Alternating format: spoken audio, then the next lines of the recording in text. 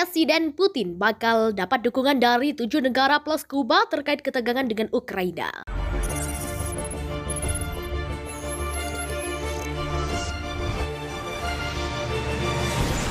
Konflik Rusia-Ukraina sudah cukup mengkhawatirkan. Pasukan Rusia perlahan mendekati perbatasan.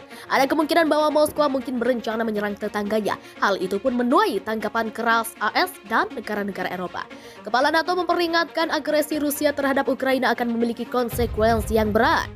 Sekretaris Jenderal NATO Jens Stoltenberg pada Senin 24 Januari 2022 mengatakan bahwa Sekutu Barat sepakat memberikan peringatan ke Moskow bahwa serangan Rusia di Ukraina akan memicu tanggapan keras. Kami setuju bahwa setiap agresi lanjutan oleh Rusia terhadap Ukraina akan menimbulkan kerugian besar, kata Stoltenberg di Twitter. Itu diungkapkannya setelah pertemuan virtual dengan Presiden Amerika Serikat Joe Biden dan para pemimpin Eropa, termasuk Presiden Komisi Eropa Ursula von der Leyen dan Kanselir Jerman Olaf Scholz. Presiden AS Joe Biden pun telah memperingatkan bahwa jika Rusia menyerang Ukraina, itu akan menjadi invasi terbesar sejak Perang Dunia Kedua. Yang menambahkan bahwa itu akan mengubah dunia. Sampai saat ini, sekitar 90 ton bantuan mematikan dari AS telah tiba di Ukraina dan Inggris memasok Ukraina dengan rudal anti-tank jarak pendek untuk pertahanan diri. Lalu, siapa yang kemungkinan bakal mendukung Rusia? Melansir Express.co.uk, ada 7 negara yang kemungkinan besar akan mendukung Rusia dalam konflik. Mereka adalah negara-negara yang tergabung dalam Organisasi Perjanjian Keamanan Kolektif atau CSTO yang bertindak sedikit seperti NATO. Organisasi tersebut dibentuk dari negara-negara bekas Soviet dan secara efektif merupakan fakta keamanan. 6 negara yang tergabung dalam CSTO, Rusia, Armenia, Belarusia, Kazakhstan, Kyrgyzstan, dan Tajikistan, kemungkinan akan saling bertahan jika diserang.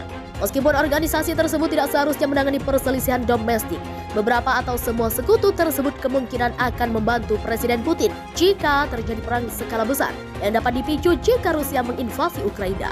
Baru-baru ini, Rusia mengirimkan pasukan ke Kazakhstan untuk mengizinkan pemerintah Kazakh secara brutal menekan protes massa atas korupsi dan melonjaknya harga bahan bakar. Oleh karena itu, tampaknya negara-negara seperti Kazakhstan juga akan memberikan bantuan militer kepada sekutunya Rusia jika diminta untuk melakukannya.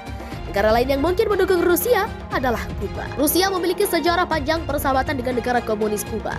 Presiden Putin dan Presiden Kuba Miguel Diaz-Canel baru-baru ini membahas kemitraan strategis dan telah berkomitmen untuk memperkuat hubungan bilateral. Itu juga telah memicu kekhawatiran bahwa Kuba dapat memihak Rusia dalam konflik dengan mengizinkan Rusia mengerahkan pasukan untuk mengancam AS jika ketegangan atas Ukraina terus meningkat. Wakil Menteri Luar Negeri Moskow, Sergei Ryabkov, mengatakan kepada jaringan televisi Rusia RTVI bahwa dia tidak dapat mengkonfirmasi atau mengecualikan kemungkinan Rusia mengirim aset militer ke Kuba jika AS dan sekutunya gagal mengindahkan tuntunan Moskow. Ukraina pernah menjadi anggota Uni Soviet hingga tahun 1991 ketika berhasil memperoleh kemerdekaan dari pemerintah Moskow. Meskipun sebagian besar orang Ukraina mendukung demokrasi dan melihat ke Eropa sebagai lawan dari Rusia, ada faksi pro-Eropa dan pro-Rusia di Ukraina sejak negara itu meninggalkan Uni Soviet. Kelompok anti pemerintah pro-Rusia di Ukraina kemungkinan akan mendukung Rusia seperti yang mereka lakukan ketika Presiden Putin mencaplok semenanjung Crimea pada tahun 2014.